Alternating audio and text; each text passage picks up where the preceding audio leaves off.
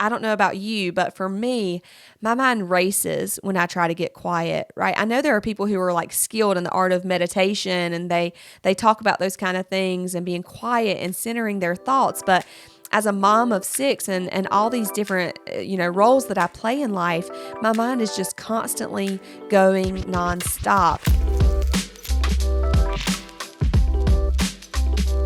Hey everybody, welcome back to Finding Jesus. Each week we're talking about ways that we can find Jesus in daily life.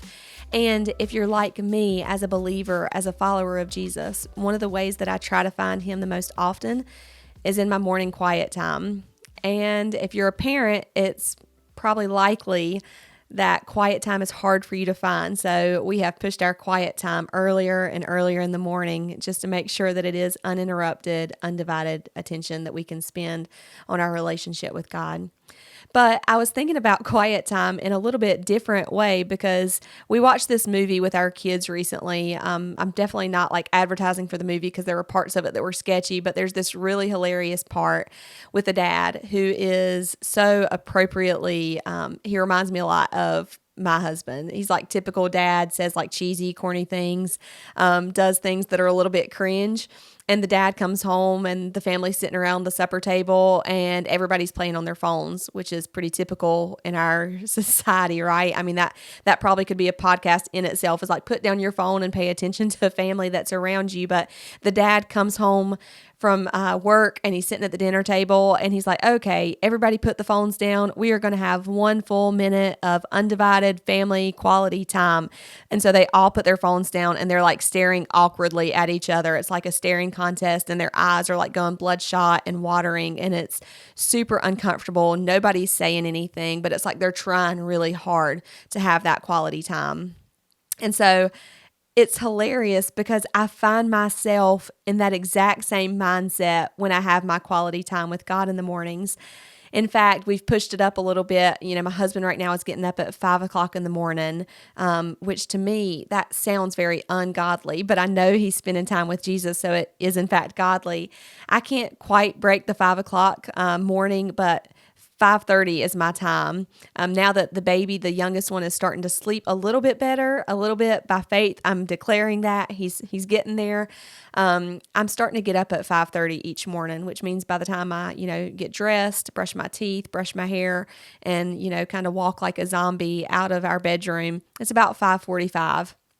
And I've just been going and sitting down on the couch and kicking my feet up and holding my cup of coffee in my lap and just being quiet and being still.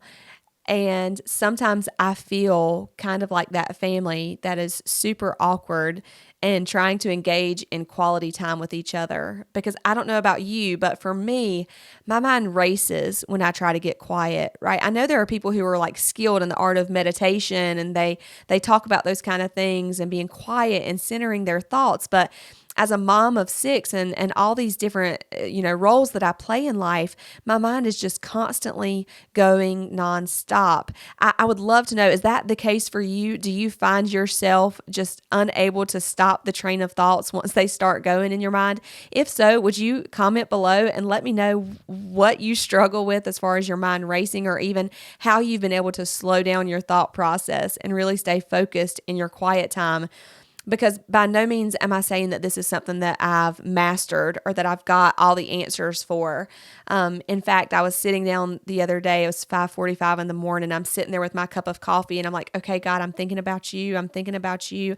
I need to go to the grocery store later because we don't have any chicken thawed out and it won't be thawed out in time for supper tonight. No, wait, God, I'm thinking about you. I'm thinking about you. Later today, I'm going to the office and I don't know if I added everything to my to-do list that I'm supposed to do while I'm at work today. No, wait, stop. Okay, God, I'm thinking about you. I'm spending this time with you, Lord. I am.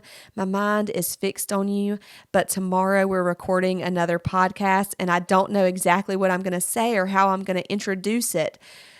My mind goes 100 miles a minute, it seems like, and I so want to do the right thing. I know that spending time with my Father in the morning is the right thing. I know that when I do that, my day just starts out so much better, and I have more peace and more joy, and I have more patience for my children when they wake up a few hours later. So I know that that's the thing that I need to do, but I can't seem to quiet my mind or actually have that time as quiet time. And it was great because that same morning, my husband looks up from his cup of coffee on the other side of the room and he said, "Sometimes I have a hard time actually quieting my mind." And I was like, me too. Maybe our minds are on the same wavelength or something, because both of us struggle with that. And he said, "But I got to thinking about it. And when I spend time with my children, I don't demand that their attention is 100% like sitting 2 feet away from my face and just staring at me in the eyes. That would be super awkward, right?" He said, in fact, a lot of the times when he's watching Mira and I'm away doing other things, he was like, my time with Mira is enjoyable when we're just in the room together. And yeah, she'll sit on my lap for a few minutes. We'll do something together. We'll read a book. And then she jumps down and she goes and grabs some toys and she's playing at the coffee table. Well, then she jumps around from there and she goes into the kitchen and she opens up our kitchen drawers and she's pulling out my measuring cups and cooking things and playing with my pots and pans, even though she has her own toy pots and pans. He said, that's still time that I'm spending with our daughter, or any of our kids, really. It may not be undivided attention. It may not be that eye to eye connection, that locked focus, that deep conversation.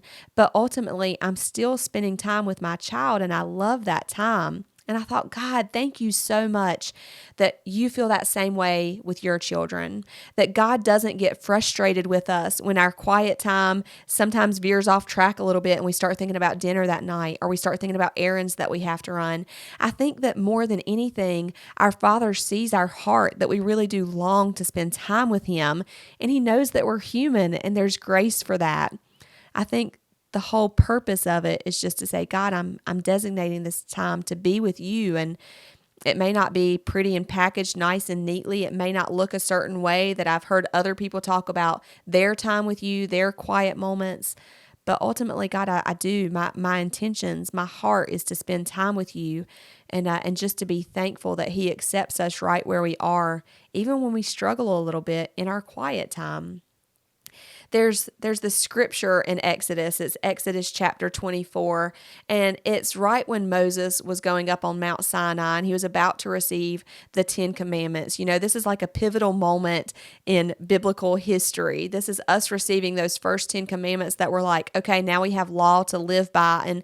And to this day, it's like one of the first things that our kids are taught in Sunday school, and some of our courthouses and some of our government buildings that have not completely rejected God still have the 10 Commandments posted, because even if you're not a believer, we can all get on page with saying, yeah, hey, these things are probably not good to do. Like, we shouldn't lie, we shouldn't steal, we shouldn't cheat. So those are like pretty good things to live by. So we read Exodus chapter 24, and so many of us get into it and we're like, oh yeah, cool, this is 10 Commandment scripture. But there's something a little bit deeper in that chapter, I think. It's when God actually tells Moses, hey, come up the mountain and just be there. Just be there. Now, the goal was for him to receive the 10 Commandments, and so great revelation happened. Something for God's people took place in that moment. But ultimately, I think that God's heart was just to be with Moses. And I think that our quiet time is the same way. I think God is just looking for people who are like, you know what? Life is busy and chaotic, and I have 100 things on my to-do list today. But God, I can take 5 minutes and just sit and be with you. God, I can take 10 minutes and just be still and wait to hear what you're speaking into my life, or maybe even what you're going to give me to speak into somebody else's life, just like Moses had a revelation to give the children of Israel. So I'm encouraged this week that my quiet time doesn't necessarily mean that I have to have a quiet mind. I think God is compassionate and gracious and understands that a lot of us have a lot of stuff going on in our lives, and maybe we need to strip some of those things away. But in the meantime, quieting my body, sitting still, is a good step for me, because I would used to come out of our bedroom and immediately start wiping off counters, or unloading dishwashers, or folding a load of laundry, or preparing breakfast. And it was that I had to be doing and moving as soon as I got up in the morning. And so now my mornings start with just sitting with that cup of coffee and saying, okay, God, before anything else today, before I do anything, before I say anything, before I start anything as far as my chores as a mom, as a wife, I'm just going to be with you. I'm going to spend time with you. I actually think it's possible that God's love language is quality time. Now, if you've ever read that book, there's like 5 love languages, and it talks about how we all give and receive love in different ways. But I like to think that God's love language is quality time. He's just looking for children who will say, hey, I want to pause the busyness of my day and I want to be with you. So right now I'm quieting my body, and I'm stilling my body in those mornings, and I'll work on quieting my mind, and that will come with time, I'm sure. But I'd like to challenge you and encourage you to take the next week and spend time alone with God. Just be quiet. You don't even have to say anything. A lot of the times we think that our quiet time has to look like us presenting our grocery list, our shopping list of things that we need God to do for us, or things that we're struggling with right now. But what if we just spent quality time with God? We just sat still in His presence and said, God, if you want to speak something into my heart, I'm here for it. God, if you just want us to sit here quietly while you give me some peace in the middle of hard situations, I'm here for it. That's my challenge to you this week. And I hope that there is no condemnation. I'm absolutely not saying that you have to get up at 5:30 in the morning. You don't even have to have your quiet time in the morning. I would encourage you to find what works best for you. Maybe it's the end of the day that you need some time to decompress, and so you go into your closet and just sit on a pillow and you say, okay, God, I'm decompressing, but I'm doing it with you, and I'm fixing my mind on you in this moment. I just want to be with you. So I would love to hear how that goes for you. If you already have a quiet time and a routine that you go by, let me know in the comments down below. What does that look like? What have you found works for you? And how do you feel after you've spent that time with them? Because I know for me, spending my time with Jesus first thing in the morning sets the stage for my entire day and has made a huge difference in how I'm able to find Jesus throughout the rest of the day. So let me know how your quiet time is going. And if you are taking that challenge this week and you're going to devote some time to just sitting and being still with Him, let me know how it goes. I'd love to hear from you on Instagram. So check out our links to social media in the description below. And we'll catch you next time on Finding Jesus.